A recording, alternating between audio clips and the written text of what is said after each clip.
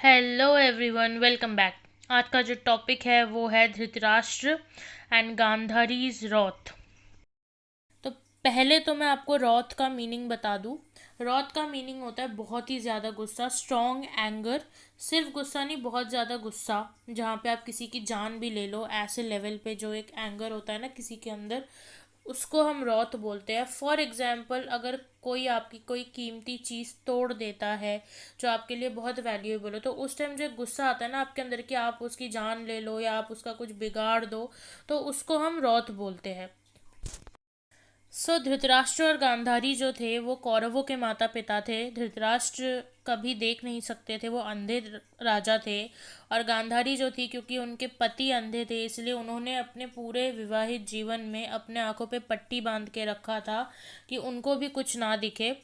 ये जो पार्ट है महाभारत का, धृतराष्ट्र एंड गांधारीज रॉथ, ये बिल्कुल एंड पार्ट है जहाँ पे धृतराष्ट्र और गांधारी को ये पता चल जाता है कि उनके 100 के 100 बेटों की मृत्यु हो चुकी होती है पांडवों के हाथ में, और पांडवों की जीत हो चुकी होती है। और पांडव जब हस्तिनापुर लौटते हैं 14 सालों बाद, after 14 years when they return to Hastinapur, तो उस टाइम क्या रिएक्शन था उनका, उनके अंदर जो एक गुस्सा था अपने बेटों को खोने का, अपने 100 के 100 बेटों को खोने का, वो रिएक्शन है इस टॉपिक में, जो मैं आपको पॉइंट बाय पॉइंट एक्सप्लेन करूंगी।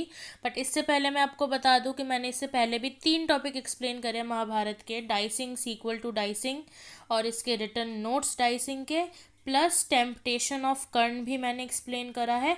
अगर आप लोगों को वो वीडियो देखना है तो लिंक डिस्क्रिप्शन बॉक्स में आपको मिल जाएगा। Let's start with the topic. आते हैं फर्स्ट पॉइंट पे।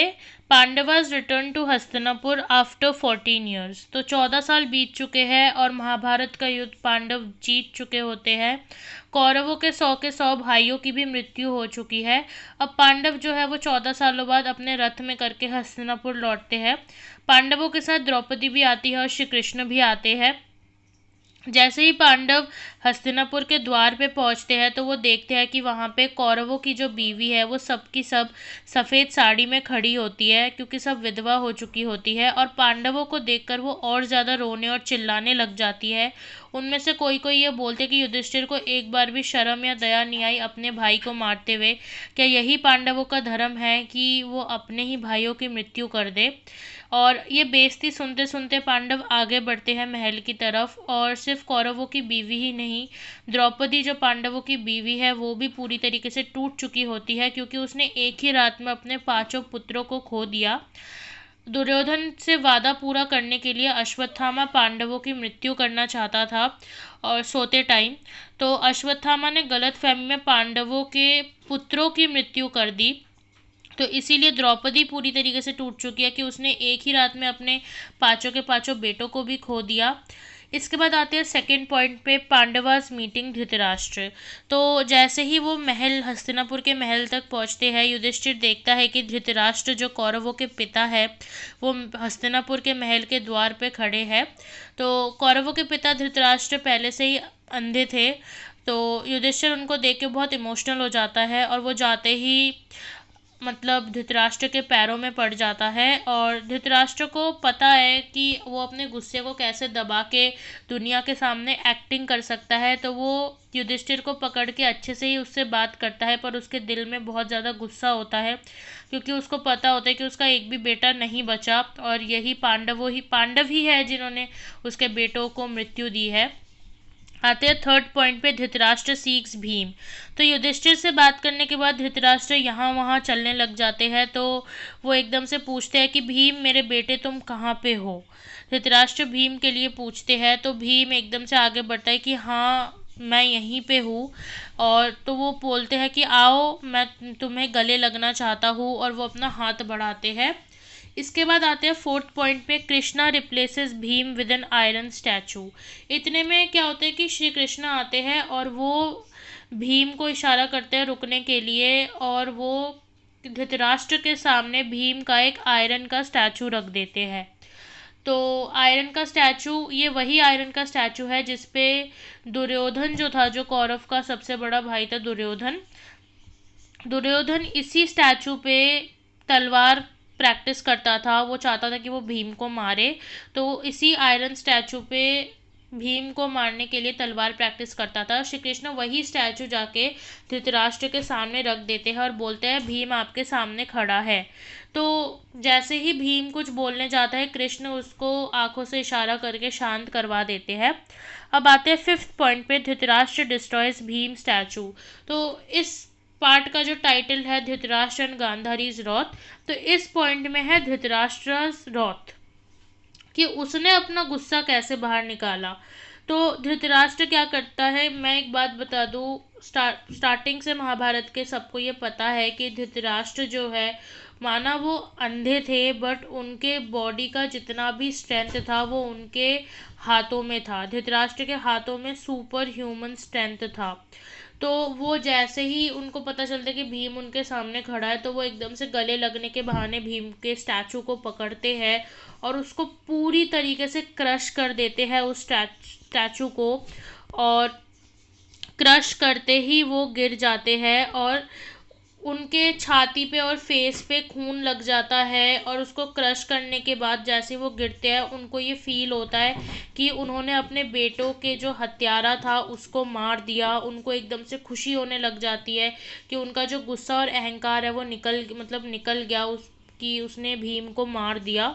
तो इस पॉइंट में था धृतराष्ट्र का रौद्र, उसके अंदर इतना गुस्सा था कि वो भीम को मार देना चाहता था और कृष्ण को ये पता था, इसीलिए उन्होंने भीम की जगह उसके स्टैचू को रख दिया।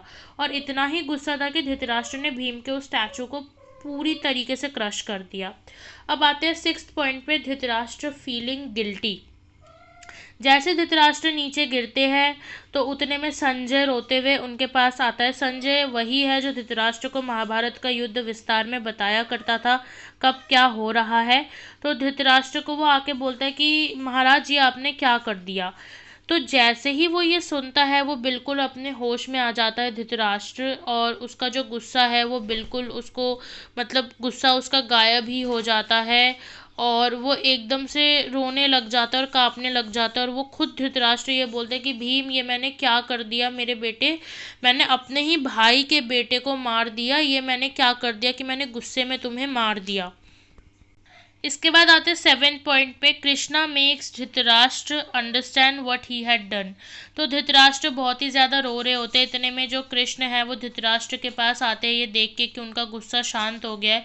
वो आके धृतराष्ट्र को ये समझाते हैं कि भीम मरा नहीं है, कि उन्होंने भीम की जगह, क्योंकि उन कृष्ण को पता था कि धृतराष्ट्र कितने गुस्से में है, तो उन्होंने ये धृतराष्ट्र को बोला कि मैंने भीम के जगह आपको भीम का ही एक स्टैचू दे दिया जिसपे आपका ही बेटा दुर्योधन तलवार प्रैक्टिस करता था, और आपको गुस्से में ये आपने फ़र्क ही नहीं समझा कि वो भीम है या उसका स्टैचू, और आपने उसको क्रश कर दिया। और ये जो खून बहा है वो खून भीम का नहीं है, वो आपका खुद का खून बहा है।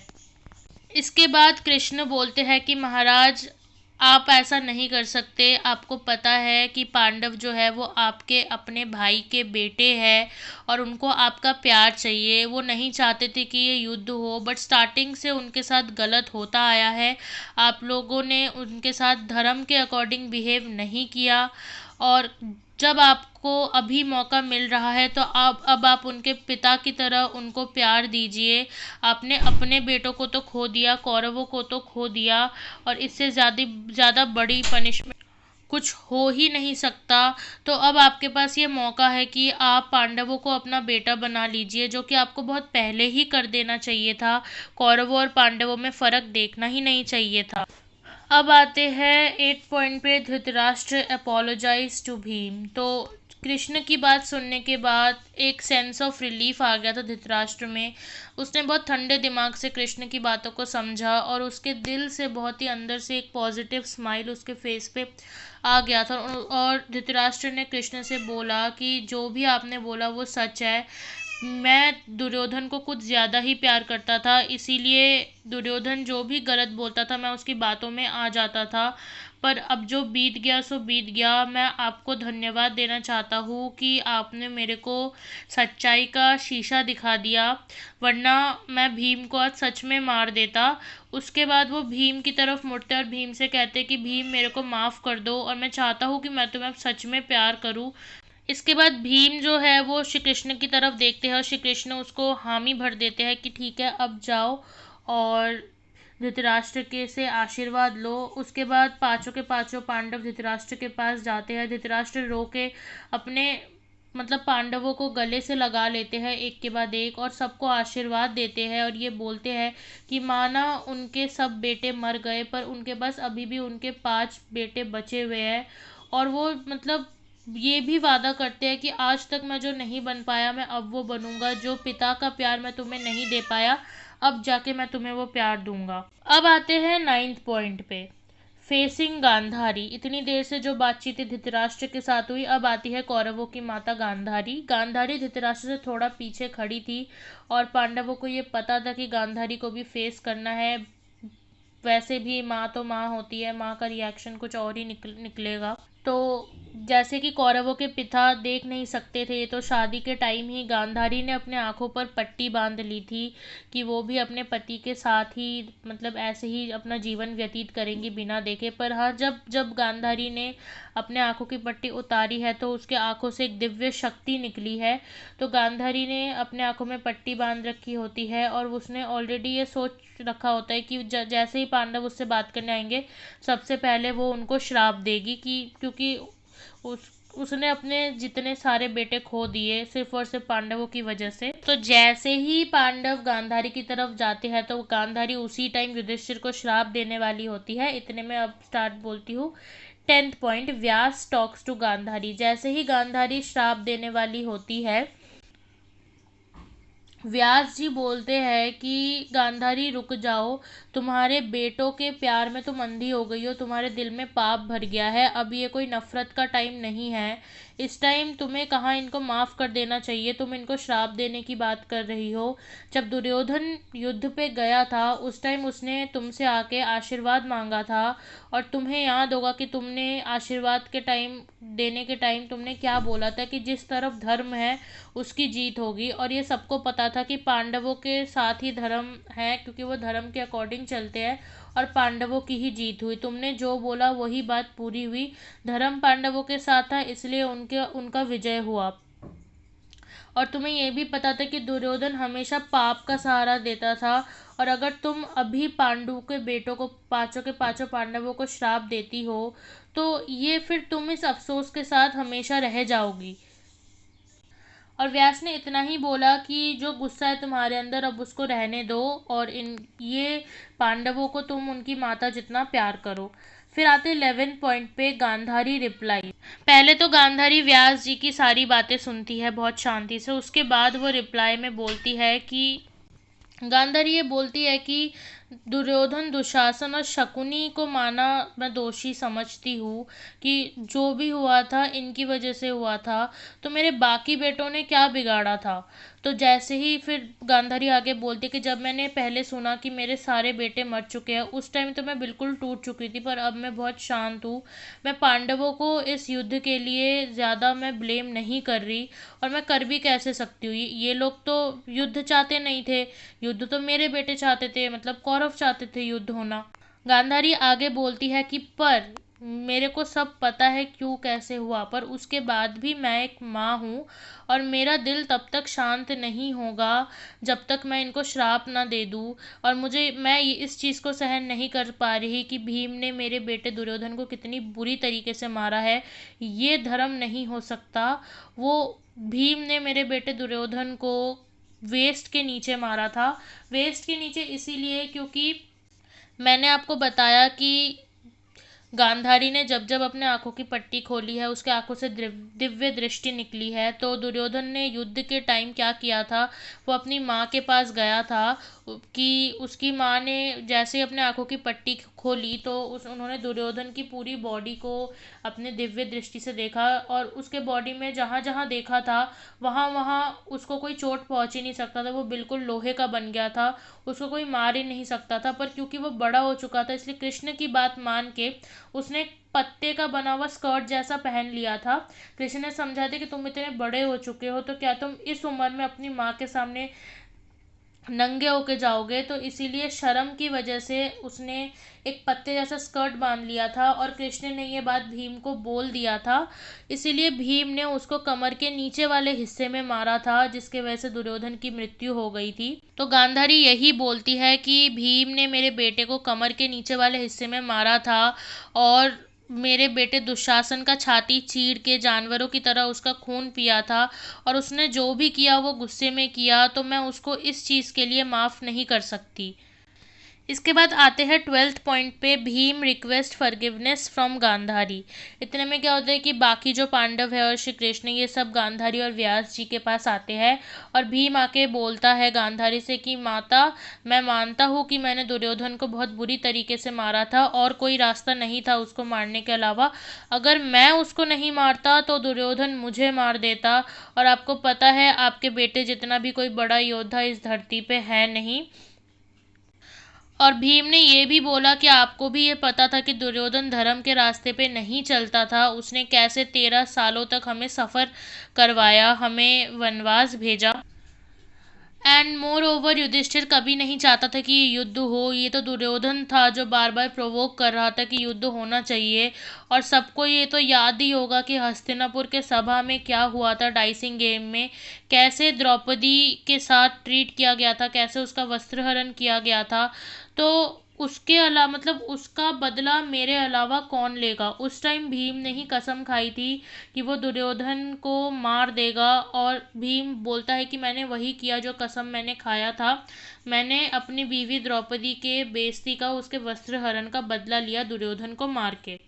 भीम गांधारी से ये भी बोलता है कि वो चाहता तो वो डाइसिंग गेम वाले दिन ही दुर्योधन का खून कर देता, क्योंकि उस दिन अगर वो करता फिर वो कोई पाप नहीं बनता, क्योंकि उसने एक बेइज्जती, एक औरत के साथ जो गलत किया उसका बदला लिया था। और उस टाइम जो भी हुआ था वो गांधारी को भी पता था कि द्रौपदी के साथ क्या क्या हुआ, कैसे उसका वस्त्रहरण हुआ दुर्योधन के ऑर्डर्स पे। पर क्योंकि 13 साल बीत गए, तो 13 साल बाद सबके दिमाग से ये बात गायब हो गई कि द्रौपदी के साथ हस्तिनापुर की सभा में क्या क्या हुआ था। और अब जब भीम ने बदला ले लिया, दुर्योधन को मार दिया, तो इसीलिए अब सबको यही चीज़ दिख रहा है कि सिर्फ भीम ही गलत है। तो इसीलिए आगे लास्ट में भीम इतना ही बोलता है कि मैं आपसे भीख मांगता हूँ कि आप एक तरफा चीज़ों को ना देखें कि मैंने कल क्या किया, आप ये भी देखें कि 13 साल पहले क्या हुआ था। मदर फिर इतना बोलता है कि आप मेरी माता हो, आप मुझे माफ़ कर दो, मैं आपके बेटे जैसा हूँ, तो आप मुझे माफ़ कर दो। आप एक तरफा चीज़ों को ना ही देखें तो बेहतर है, आप दोनों तरफा देखिए। 13 पॉइंट पे है गांधारी क्वेश्चंस अबाउट दुशासन। तो ये तो हो गई दुर्योधन की बात, भीम ने एक्सप्लेन कर दिया कि दुर्योधन को उसने क्यों मारा। तो अब गांधारी जो है वो जब पूछती है तो वो थोड़ा कम गुस्से में होती है। तो फिर गांधारी सब कुछ सुनने के बाद भीम से ये बोलती है कि चलो मान लिया तुमने मेरे बेटे दुर्योधन को मारा है, और मैं तुम्हें इस बात के लिए माफ़ भी कर देती हूँ, तुमने जो मुझे बोला। पर दुशासन का क्या, तुमने तो उसका छाती चीर के तुमने उसका खून पिया था। तुमने अपने ही कजिन का, अपने ही भाई का ऐसे खून पिया, तो तुम्हें थोड़ा भी बुरा नहीं लगा क्या। तो 14 पॉइंट पे आते हैं, Bhim talks about what he swore in anger. Bhim अभी भी शांत है और वो अब बोलता है कि मैंने गुस्से में ये कसम खाई थी कि मैं उसका खून पीऊंगा, तो ये मेरा टेम्पर था और मैं अपना कसम पूरा करता हूँ। और भीम ने ये तो बोल दिया कि उसने उस टाइम सभा में जो कसम खाई थी उसने अपनी वो कसम पूरी करी, पर उसने गांधारी के सामने ये कसम खा के बोला कि मैंने जो भी खून अपने मुंह में डाला था दुशासन का, मैंने एक बूंद खून भी उसमें से नहीं पिया, उल्टा उसने पीछे मुड़ के उस खून को थूक दिया था। और ये सच था कि भीम ने दुशासन का खून नहीं पिया था, उसने कसम तो पूरी करी कि वो उसका छाती चीर के खून पिएगा, उसने अपने मुंह में उस खून को डाला भी था, पर उसने पीछे मुड़ के उस खून को फेंक दिया था, थूक दिया था। और कर्ण ने ये देखा था, और कर्ण ने ये चीज़ देखकर भीम की तरफ स्माइल भी किया था।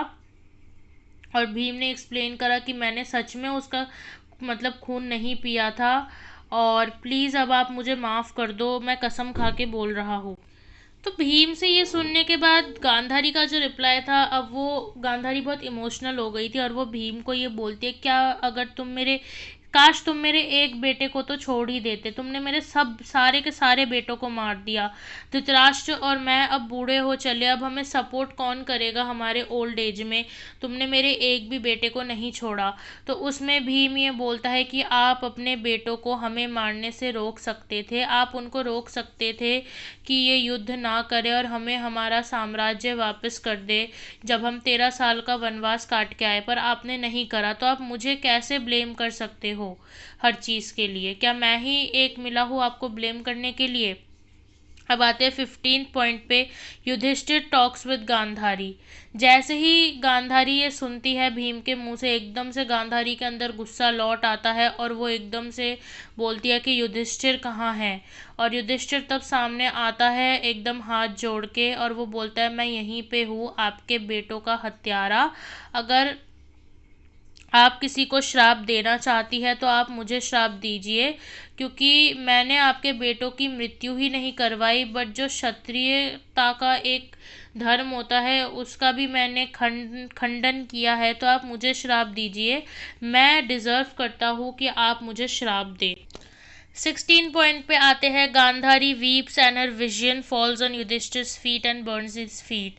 तो जैसे ही श्राप को लेके बात होने लगती है तो एकदम से गांधारी फिर शांत हो जाती है और उसको याद आ जाता है कि व्यास ने क्या बोला था। व्यास जी ने कहा ही था कि ये गांधारी की अपनी ही बात पूरी हुई थी कि जिनके हिस्से में धर्म रहेगा वही जीतेंगे। और एकदम से जो गांधारी है वो रोने लग जाती है, क्योंकि वो शांत हो जाए, उसको समझ आ जाता है, और वो बहुत ही ज़्यादा रोने लग जाती है। जब वो रोती है तो उसके आंखों पे जो कपड़ा बंधा होता है वो गीला हो जाता है, और गीला होने की वजह से पट्टी का एक हिस्सा खुल जाता है और वो अपनी आंखों से देख लेती है। और जैसे वो उसकी आंखें खुल जाती है गांधारी की, तो उसके आंखों से फिर से एक दिव्य दृष्टि निकलती है। और जैसे ही वो अपने आंखों से उसकी वो रोशनी निकलती है तो वो सीधा जाके युधिष्ठिर के पाँव में, मतलब उसके फीट में जाके वो लगता है, और युधिष्ठिर एकदम से चिल्ला पड़ता है दर्द से, क्योंकि गांधारी का जो उतना सा रोशनी जो उसके आंखों से निकला उसने युधिष्ठिर के पूरे पैर को, उसके फीट और टो नेल्स को जला के रख दिया, बिल्कुल काला पड़ गया जल के। अब आते हैं 17 पॉइंट पे। Arjun hides behind Krishna. ये देखकर कि युधिष्ठिर का पैर जल गया, सिर्फ ये देखकर कि गांधारी के आंखों से जो रोशनी निकली उतनी सी रोशनी से युधिष्ठिर के पाँव जल गए, ये देखकर अर्जुन जो है वो कृष्ण के पीछे छुप गए। और कृष्ण ये देख के एकदम से हंसने लग गए कि धरती का जो सबसे बड़ा क्षत्रिय है अर्जुन, वो एक औरत से भाग रहा है। और लास्ट पॉइंट पे। Gandhari blesses Pandavas and Pandavas meet their mother Kunti. इतने में क्या होता है कि गांधारी का जो पूरा गुस्सा है वो पूरा ही गायब हो जाता है, और वो पांडवों को आशीर्वाद देती है, उनको प्यार करती है। ये भी बोलती है कि आज से वो भी उनकी माता ही है, क्योंकि उसके सारे के सारे बेटे मर चुके हैं, तो अब उसके यही 5 बेटे हैं। और इसके बाद पांडव जो है वो अपने रियल मदर, जो कि उनके अपनी माँ है कुंती, उससे मिलने जाते हैं, क्योंकि 14 सालों से वो अपनी खुद की माता से भी नहीं मिले। यहीं पे हमारा ये टॉपिक ख़त्म हो जाता है। आई होप आपको समझ आ गया हो, तो प्लीज़ लाइक करना, कमेंट करना एंड मेरे चैनल को सब्सक्राइब करना मत भूलना।